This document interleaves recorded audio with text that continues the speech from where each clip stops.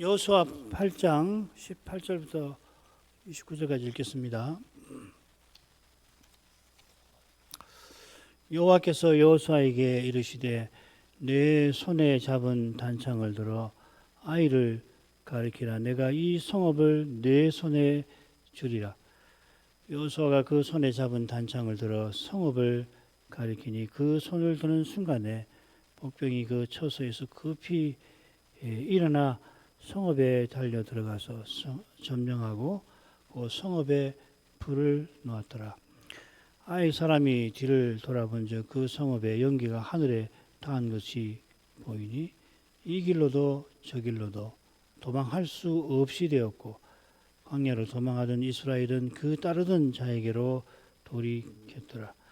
여호수아와 온 이스라엘이 그 복병이 성읍을 점령함과 성읍의 연기가 오름을 보고 다시 돌이켜 아이 사람을 죽이고 복병도 성읍에서 나와 그들을 치매 그들이 이스라엘 중간에 던지라. 혹은 이 편에서 혹은 저 편에서 쳐 죽여서 한 사람도 남거나 도망하지 못하게 하였고 아이 왕을 사로잡아 여호수아 앞으로 끌어왔더라. 이스라엘이 자기를 광야로 따르던 아이 모든 거민을 들여서 죽이되 그들을 다 칼날에 엎드려지게 하여 진멸하기를 마치고 온 이스라엘이 아이로 돌아와서 칼날로 죽이매 그날의 아이 사람의 전부가 죽었으니 남녀가 1만 2천이라.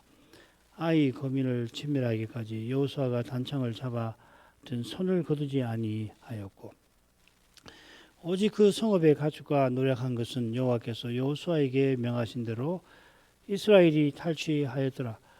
이에 여호수아가 아이를 불살라 그것으로 영원한 무더기를 만들었더니 오늘까지 황폐하였으며 그가 또 아이 왕을 저녁 때까지 나무에 달았다가 해질 때에 명하여 그 시체를 나무에서 내려 그 성문 어귀에 던지고 그 위에 돌로 큰 무더기를 쌓았더니 그것이 오늘까지 있더라.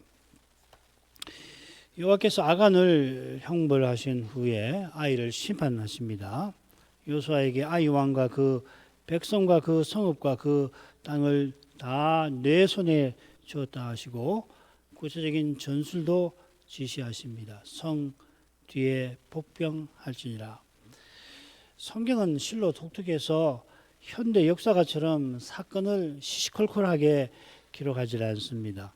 이는 무엇보다 중요한 구원의 교훈을 전달하는데 기록의 주된 목적이 있는 까닭입니다. 아울러 성경은 그렇지만 꼭 필요한 만큼 사건을 기록을 하는데 절묘한 줄거리에 따라서 여기 얼마 저기 얼마 그렇게 기록을 해놔서 그걸 전체로 아울러서 살피면 상당히 많은 내용을 파악할 수 있도록 알아낼 수 있도록 하는 것입니다.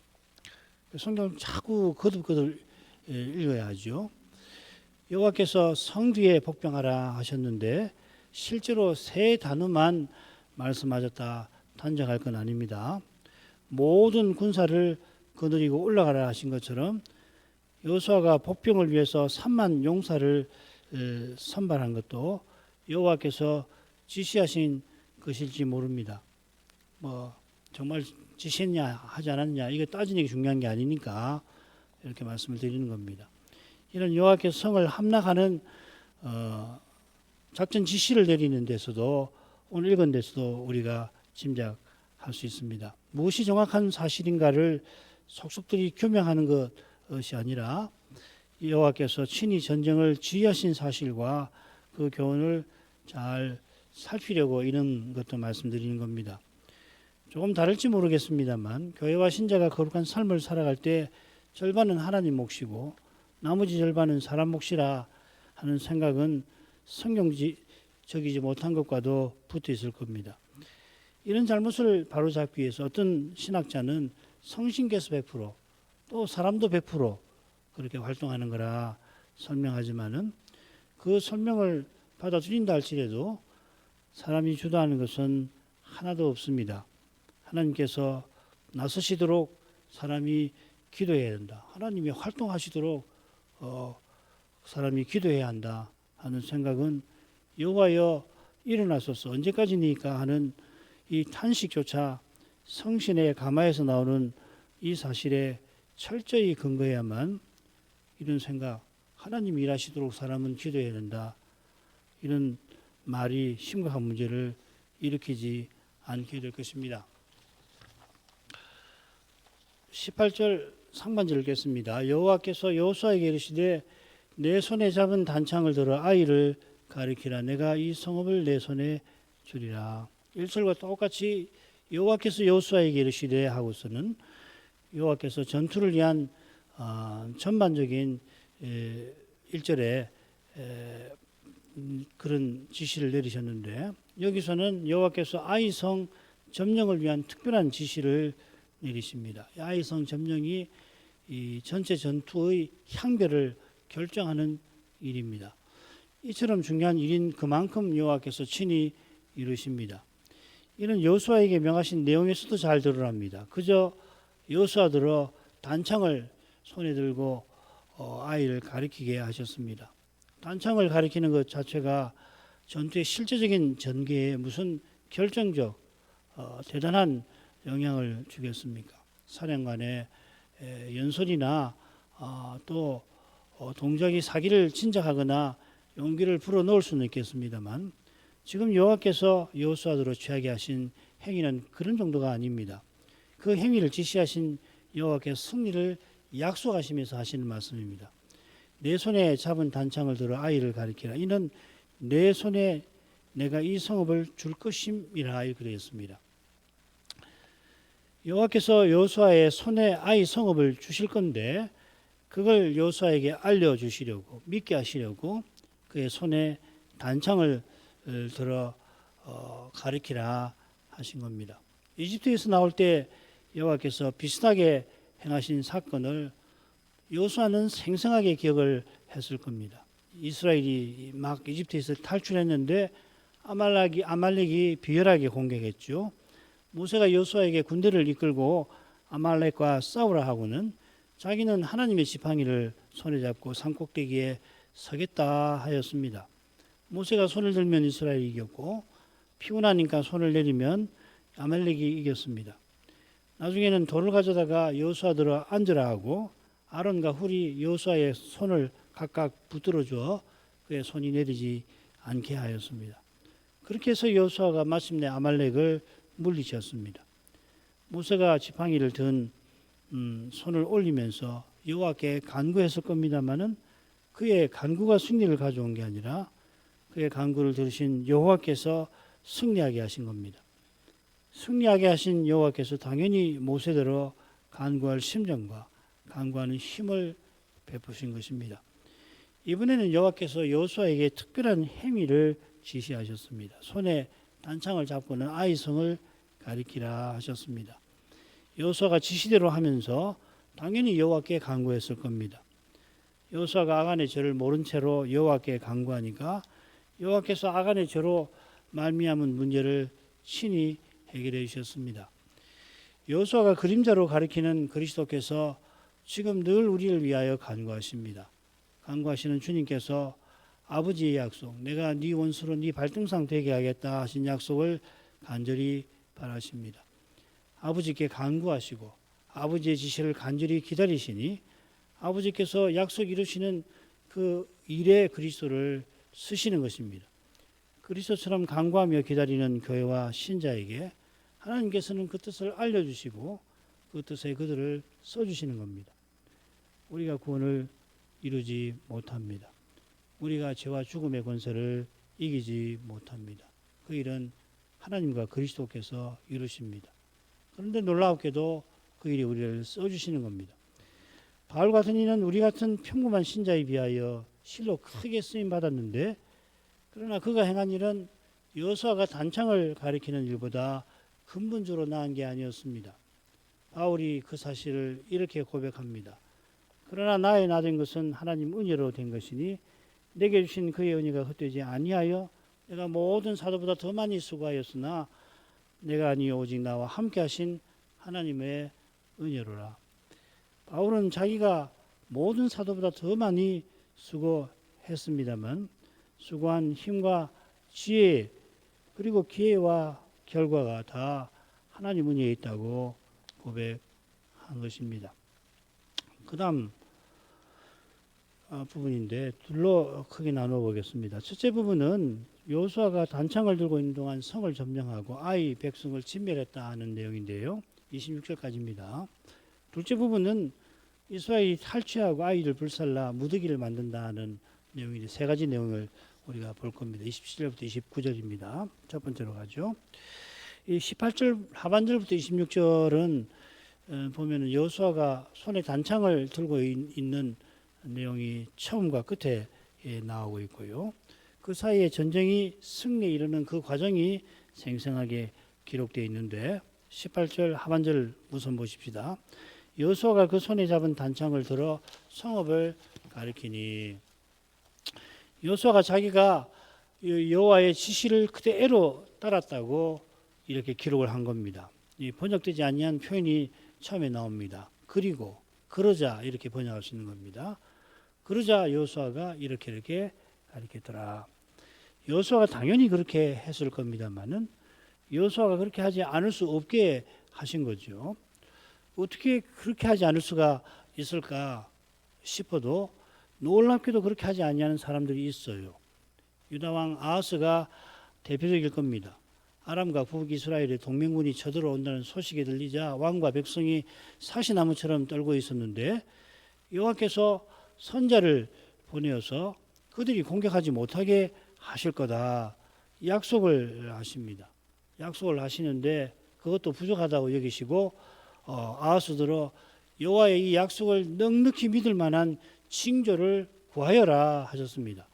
그런데 아하스는 징조를 구하는 게 아니라 도리어 아시리아 왕에게 도움을 구하였습니다. 인생의 죄는 이렇게 끔찍한 겁니다. 하나님의 약속을 믿을 이유가 수두룩한데도 우리 스스로는 그 약속을 믿지 아니합니다. 여호수아가 우리와 근본적으로 다르지 않습니다. 그가 여호와의 지시를 따른 것은 여호와의 약속을 믿은 건데 그가 아하스처럼 불신하지 아니한 것은 하나님 은혜에 있는 겁니다. 이런 걸 우리가 너무 쉽게 지나가는 경향이 있어서 말씀을 드립니다. 이것을 깨닫지 못하면 눈에 보이는 현실의 가치입니다. 그건 자기 생각에 사로잡힌다는 이야기고 그것은 죄와 죽음의 권세에 짓눌린다 하는 겁니다. 19절 20절을 읽지요. 그 손에 드는 순간에 복병이 그 처소에서 급히 일어나 성읍에 달려 들어가서 점령하고 그 성읍에 불을 놓았더라. 아이 사람이 뒤를 돌아본 즉 그 성읍의 연기가 하늘에 닿은 것이 보이니 이 길로도 저 길로도 도망할 수 없이 되었고 광야로 도망하던 이스라엘 백성은 그 따르던 자에게로 돌이켰더라. 여호수아가 손을 드는 순간에 복병이 일어나 전투에 나섰습니다. 이는 이미 여호수아가 복병에게 지시한 작전에 속한 거고 여호와께서 이미 이런 작전을 여호수아에게 알리신 거 아니겠어요? 아니고서 어떻게 이게 설명이 되겠습니까? 복병이 여호수아의 신호를 보고서는 급히 처소에서 일어나서 성읍에 달려 들어갑니다. 아이 군사들이 도망치는 이스라엘을 뒤쫓으니까 아이와 베델의 나머지 군사가 성문을 열어놓은 채로 추격전에 합류했죠.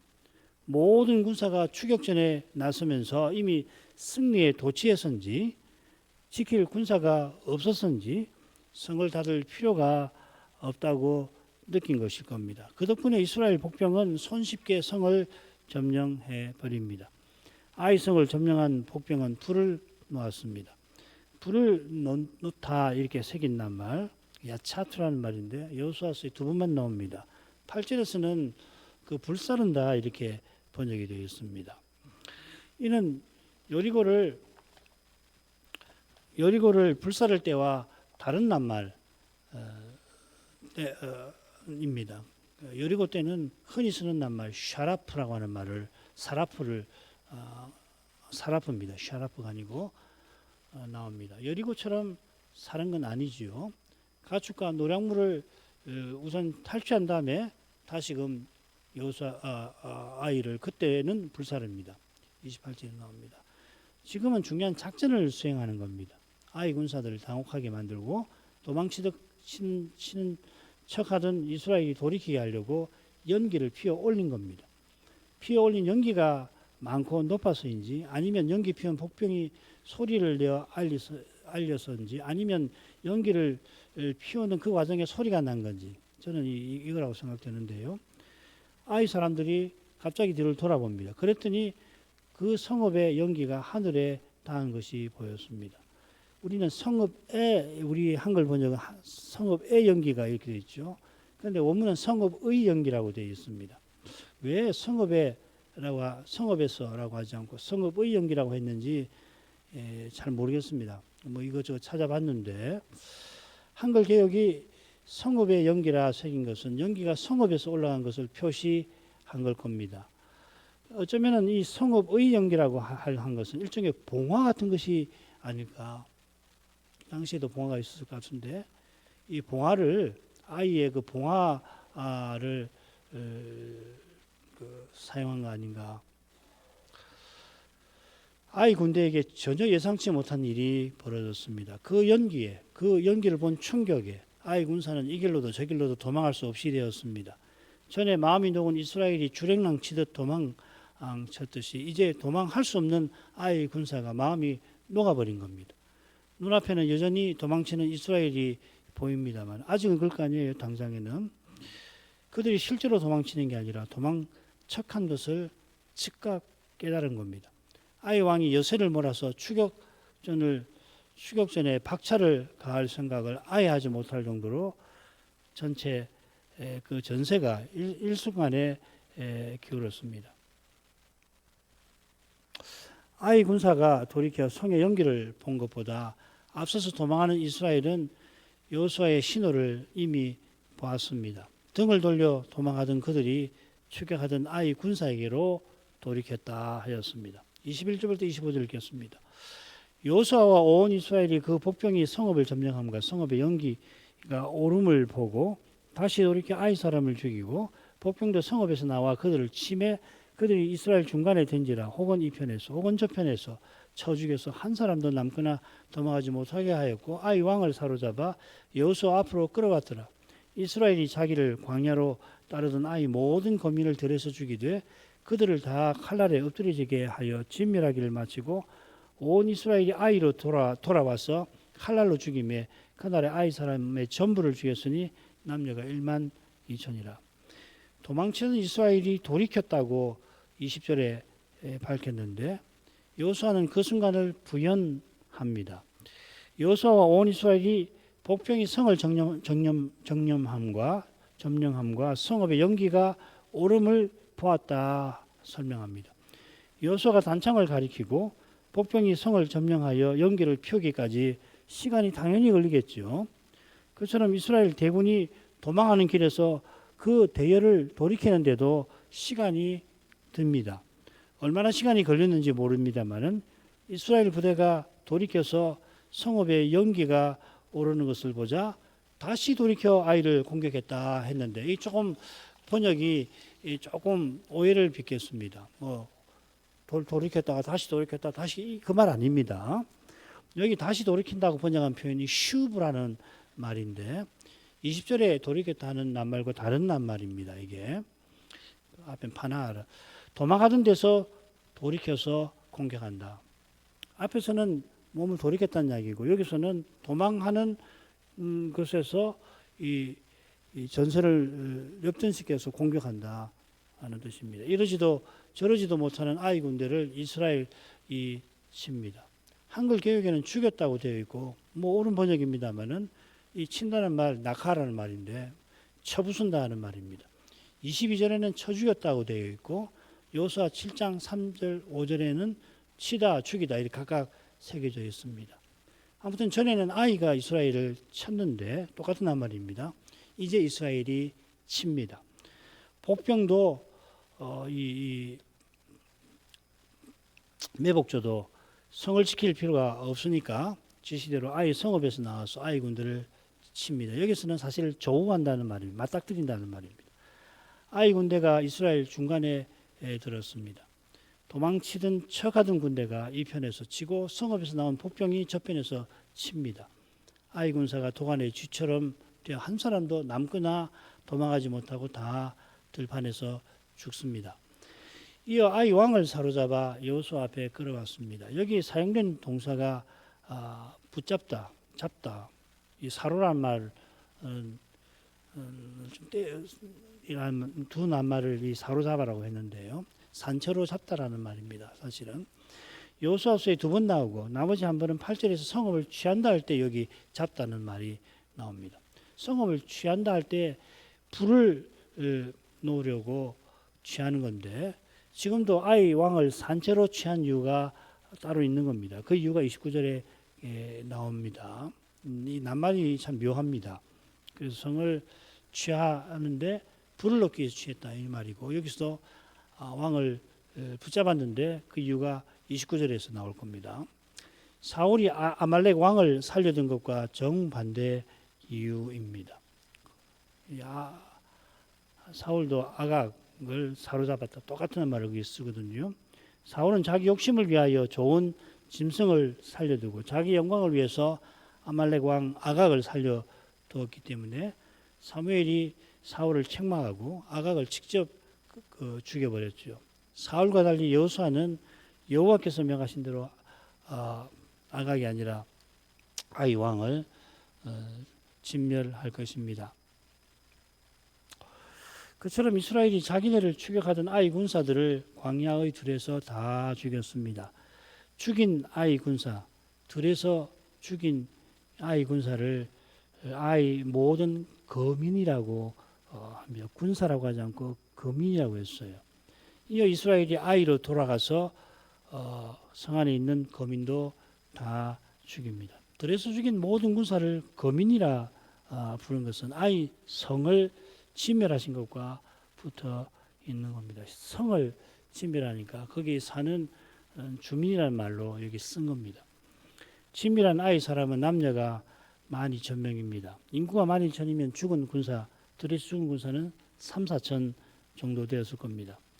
26절 아이 거민을 진멸하기까지 여호수아가 단창을 잡아 든 손을 거두지 아니하였고 아이 거민을 진멸한다는 것은 그저 전쟁 중에 적군을 다 죽인다는 게 아니라 하나님의 심판을 시행한다는 말입니다. 이 하람이라는 말입니다. 이 하람이라는 말에서 바친 물건 헤렘이 나옵니다.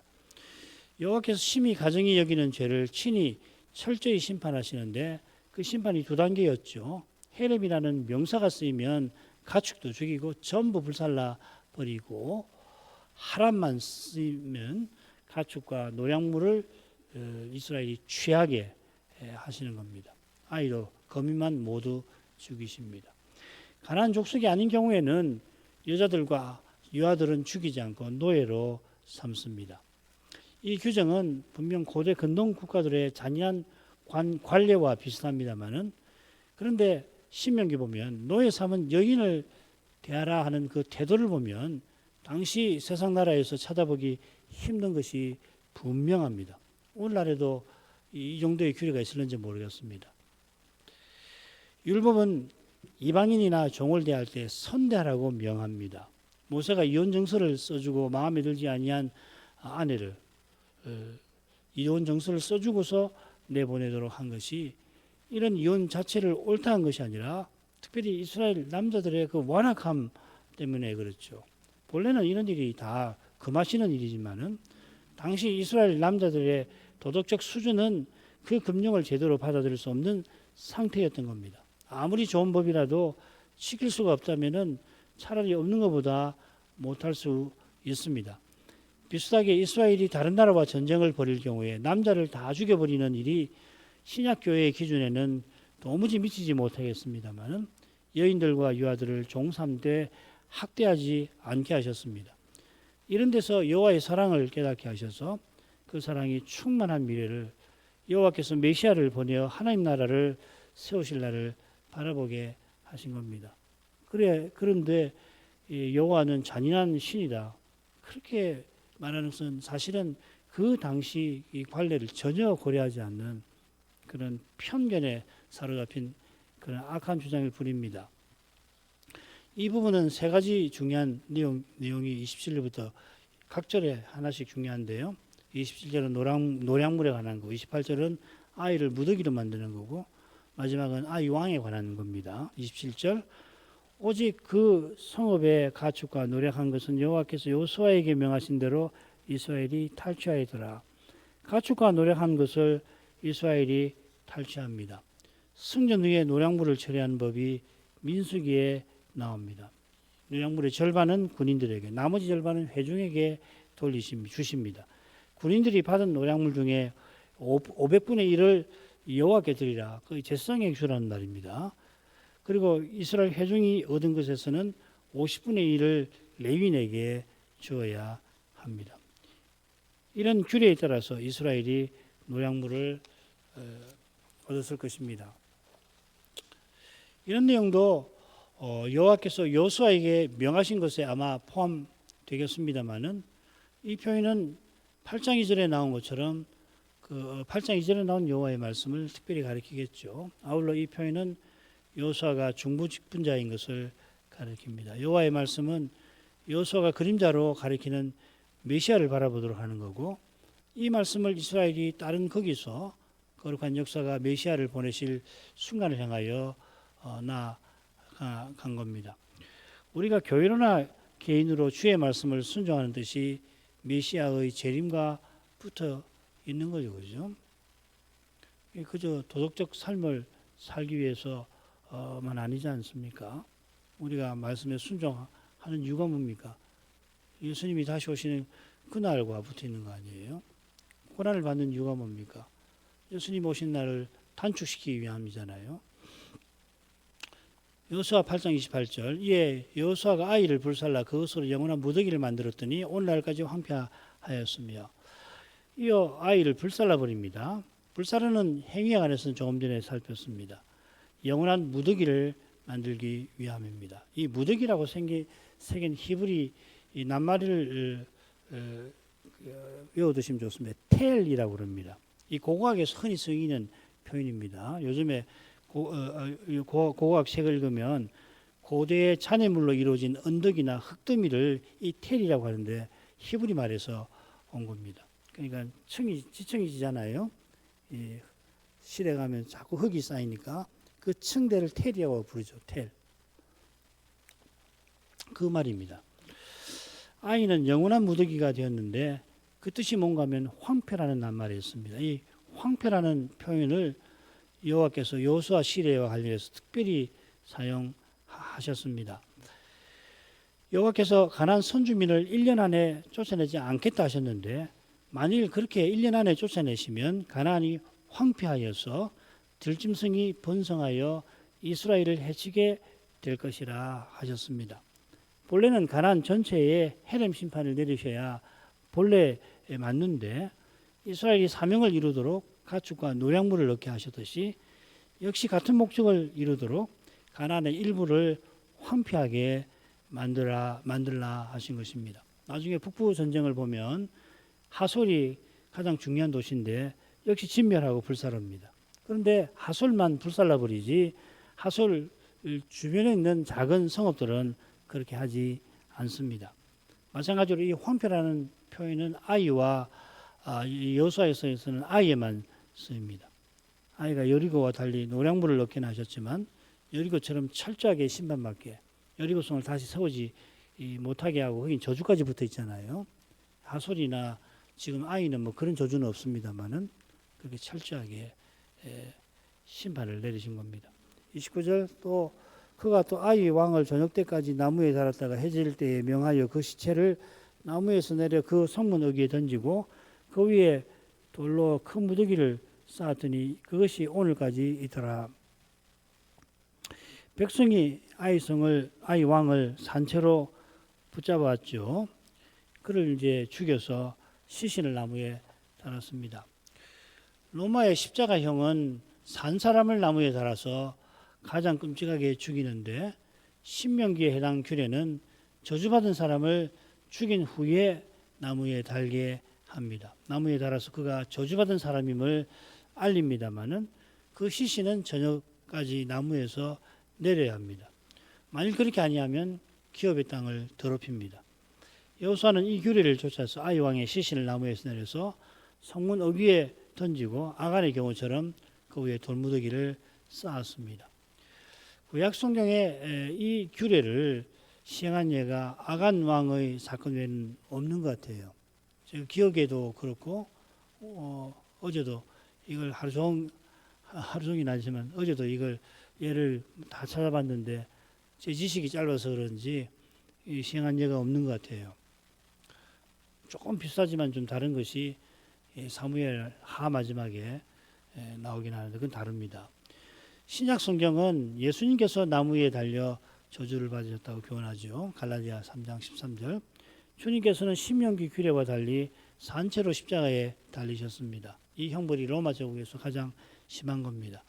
이 점에서 인간 제국의 십자가형은 신명기 규례에 비해 실로 잔인하고 끔찍합니다. 게다가 신명기 규례를 하나님께 저주받을 죄인에게 내리시는 겁니다만은 로마의 십자가형은 로마 시민 아닌 사람의 반역죄에 시행하는 겁니다.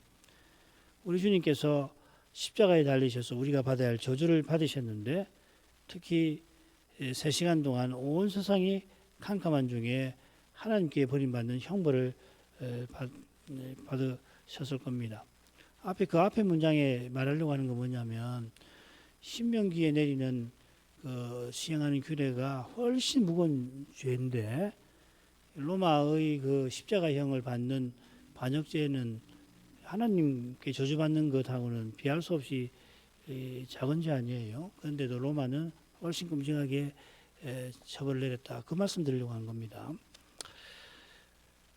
주님의 십자가를 볼 때 우리 인생의 죄는 참 무겁고 끔찍합니다.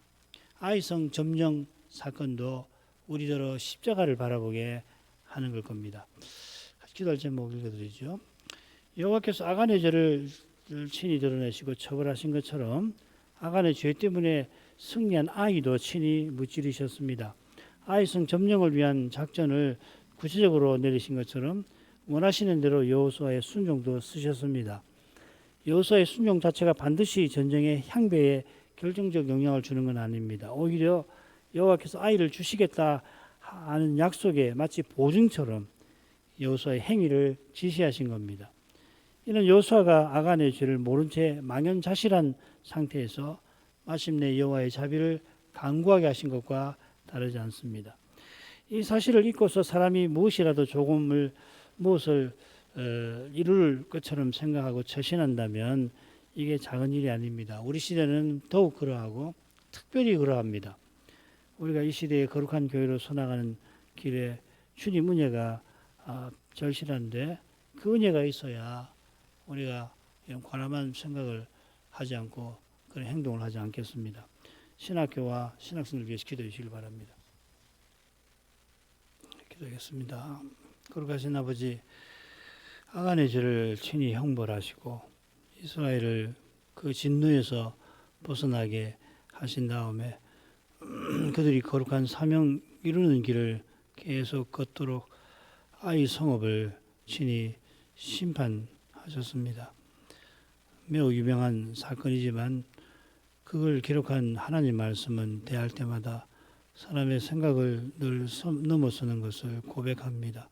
사람이 이성이 있고 오늘날은 과학 문명이 눈부시게 발전을 하긴 했지만 하나님께서 옛적에 행하신 일들과 이제도 행하시는 일마다 사람의 이성을 넘어서며 그 구원은 사람의 기술 문명으로 흉내도 내지 못하는 그런 거룩한 것임을 고백합니다.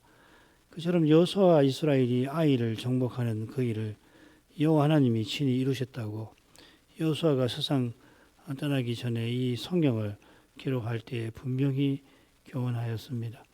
아이를 정복하는 일에 관하여 여호수아만큼 잘하는 이가 없었을 건데 그 여호수아가 그 일을 기록하면서 성신의 영감을 따라 기록을 하였고 하나님이 친히 권하신 그 진리를 그처럼 하나님께서 장차 메시아를 보내어 영원한 나라를 세우실 것을 그가 힘써서 전한 줄 믿습니다. 이 교훈을 저희가 깨닫는 길도 오직 성신께서 감화해 주신 데 있음을 고백합니다. 성신께서 감화하시지 않으면 오직 구원이 하나님께 있다는 이 분명한 고백이 교회와 신자의 삶에서 공허하게 될 것입니다. 인생 스스로는 눈에 보이는 현실을 전부로 삼기 쉽고 그처럼 그 현실에서 스스로 뭘 해보려 하지 않을 도리가 없습니다. 당장 죽게 생겼으면 지푸라기라도 잡는 것이 인생이 아니고 무엇입니까?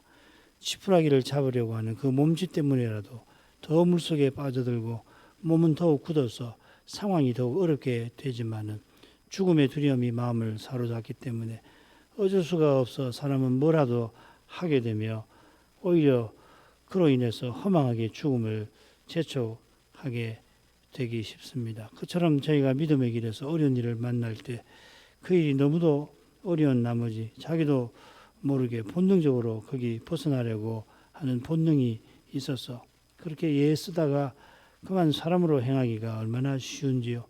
주님의 십자가에서 아버지께서 자기 아들을 아끼지 아니하신 사랑을 나타내셨는데 그 사랑으로 말미암아 예수를 믿는 이가 의롭다 하심을 지금도 얻고 장차도 얻게 하셨습니다마는 죽기를 두려워서 보이는 사람을 두려워하고 그래서 하나님 뜻을 온전히 받들지 못하기가 저희에게는 여전히 쉽습니다.